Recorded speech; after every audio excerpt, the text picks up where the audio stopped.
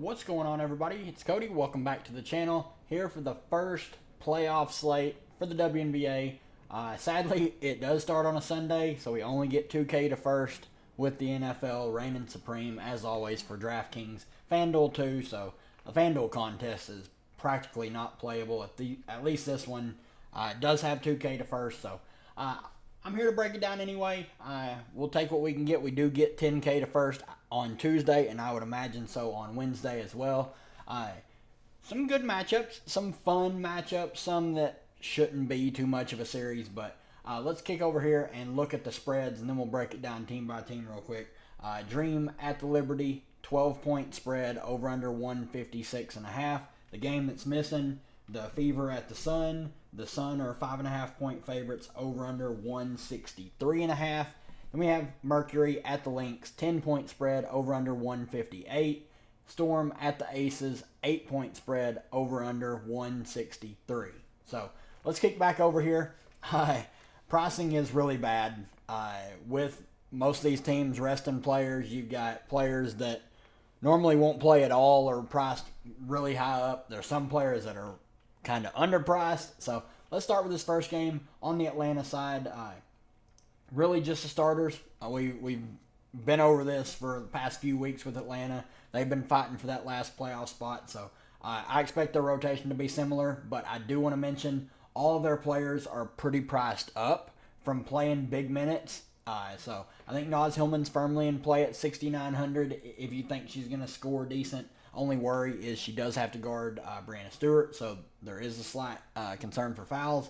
Jordan Canada, 8K, is fine. She should play low to mid-30s minutes. Alicia Gray, over 9K. I'm probably just going to go elsewhere. Ryan Howard, 9,800. Obviously, the ceiling is really big on a player like her. She's going to shoot it a lot. And then Tina Charles, 10.7K, by far the safest on this team. New York, this is our first team where prices are pretty bad just because they've been limited minutes. So nobody's been getting really full run besides Brianna Stewart. 11-2, I think she makes for a solid tournament play. Usage is extremely safe with her. She can stuff the stat sheet, even though she hasn't these past few games. But we know what kind of upside she has. Sabrina Ionescu, 9,200. That's just a massive misprice. She should be at least $1,000 more expensive. One of the best point per dollar plays on the slate. She's just been shooting the ball a ton of late. 18, 21. And then here, both these games, she was limited a bit. 2 of 8, 1 of 8. She's just going to shoot it. And then she's been picking it up in the peripheral stats, especially. She's been running the point a lot lately because they've just been benching Courtney Vandersloot.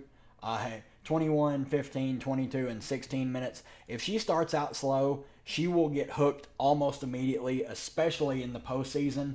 It would not shock me for her to play 15 minutes and not touch the floor at all in the second half, and they just run Sabrina at the point, which obviously elevates her upside even more. And then Jonquel Jones at 9K. Played 30 minutes this last game against Atlanta, 31 fantasy points. She's a fantastic fantasy point per minute player. They have really been watching her minutes, 20, 20, 23, 24. She's going to be unleashed in the postseason. She does have foul concerns. That's the biggest worry with someone like her. But at 9K, she should absolutely crush if this game's competitive. I'm expecting 30 to 33 minutes for her. Benaja Laney is another one at 6,700. She looks great. Should play low 30s minutes. If you think Vandersloot plays poorly and gets benched, Leonie Fibich would come in. She would look like a really good value. Personally, I'm only going to project Vandersloot to play probably right around 18 minutes, and I think that's being pretty generous. I think it's more than likely she plays right around 15 because the offense runs a lot better with Sabrina at the point and Fibich out there for her defense at the 2. But no real interest in anyone else. Then the best series, in my opinion, of these 4, Indiana at Connecticut. Obviously, if you guys don't know, if this is your first year watching the WNBA in the postseason, first round is 3 games. And the home team plays the first 2 at home. So game 3 could be on the road for Connecticut. So if they were to lose one of these games, I do think Indiana wins this series. I think this is the only game that does go to 3. I think the other 3 series all end in 2, with the home team winning, obviously. But this is a series to watch. I did pick Indy to win this series in 3, so I'm really excited for this. The one thing that I do want to mention with Indy, they have very, very little playoff experience. A lot of their experience comes down to the players on the bench. And so all these starters are going to be seeing the playoffs for the first time. I'm expecting huge minutes for Caitlin Clark. Obviously, a huge ceiling on a player like her. Connecticut is a good defense, and in the postseason, the refs swallow the whistle a little bit. So expect Dejanay Carrington to be pretty physical with her. They'll be throwing bodies at her to try and knock her off her spots, make her pass the ball to other players. So some risk in paying 12-3 for her, but the ceiling is definitely worth it.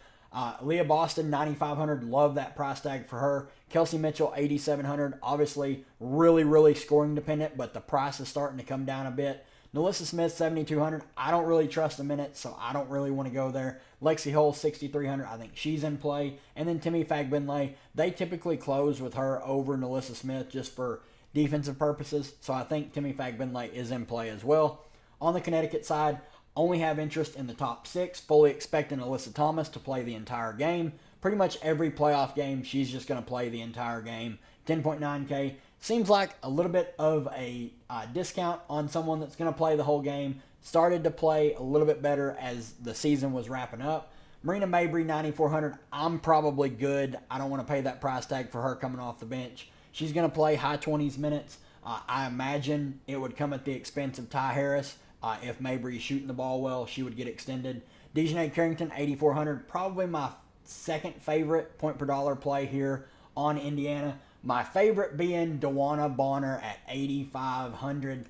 This is one of the cheapest prices we're getting on DB almost all season. We know Indiana does not play defense. They do not want to play defense. If DB's threes are falling, she's going to absolutely crush this 8,500 price point. And then Bree Jones, 8,800. I think she's fine.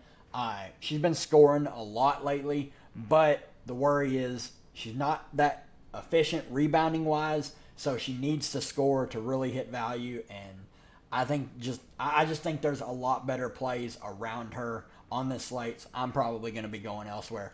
Phoenix at Minnesota, I have zero confidence in this Phoenix team. I don't think they keep these games competitive. They've just looked abysmally bad. Especially against Seattle, they looked terrible. They ran their starters 25 minutes and did not play. They actually played better with their backups in. They haven't looked good pretty much since the break. BG, 9,900. I think she's fine. I do want to mention Kalia Copper, 8,300.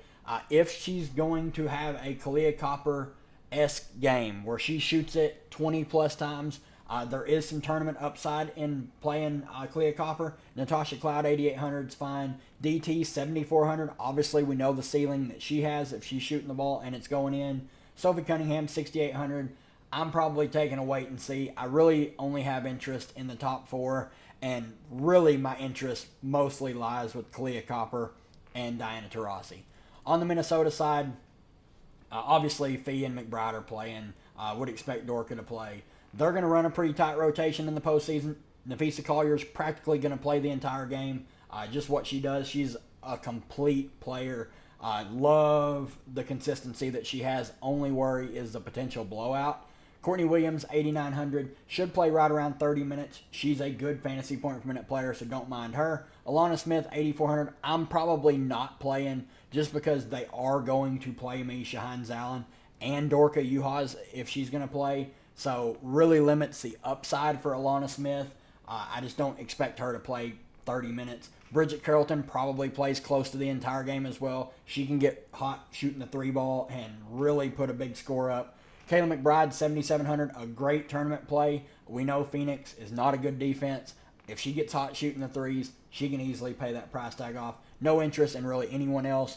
On the Seattle side, I fully expect Lloyd and Ezzy to be back. I think they were just getting rest leading into the postseason. Those are my 2 favorites on this team. I think Lloyd, 9,300, that's a great price for her. Ezzy, 8,900 is fine. Worry about the minutes for her first game back. But if she plays close to 30 minutes, she should absolutely smash that price point. Gabby, 9,600, zero interest. NECA, 10-1, I think she's playable. And then SDS, 10.5K, I think she's playable as well. Moving on to the last team on the slate, the Aces. Obviously, their big four rested last game. We got Megan Gustafson, 7,100. Colson, 5,800. Just makes no sense. We weren't playing them anyway, so that doesn't really matter. My interest is really going to live in these top four. I'm expecting big minutes here in the postseason. They're going to condense the rotation down a bit. I'm expecting Asia, Jackie, Plum, all to play 36 to 38 minutes. Chelsea Gray, low to mid-30s minutes. Tiffany Hayes and Alicia Clark to be the main two coming off the bench. They could start one, though. If they start Alicia Clark, she would look pretty good. I'm expecting them to continue to start Stokes, but not really interested at 5,200. I think they're going to keep her minutes around 20 and then just close small with Asia as the small ball 5. Asia, obviously, best play on the slate, 12.5K. She should absolutely smash. She's going... If the Aces are not going to get this three-peat, it's not going to be because Asia Wilson is not physically doing everything possible for them to win. This is when she turns it up to 11, as if she hasn't already had one of the best seasons ever by any player in the WNBA. This is Asia Wilson's time. Playoff times roll around, and she hits another gear. So really looking forward to this slate. Wish we had a little bit bigger of a prize pool, but I will take what we can get. I'm looking forward to Tuesday's 2-gamer with 10K to first. But if you have any questions, hop in the Discord. I'll be happy to help as many people as I can. Hit the like button and subscribe for more content like this. And we'll see you guys in the live stream tomorrow morning.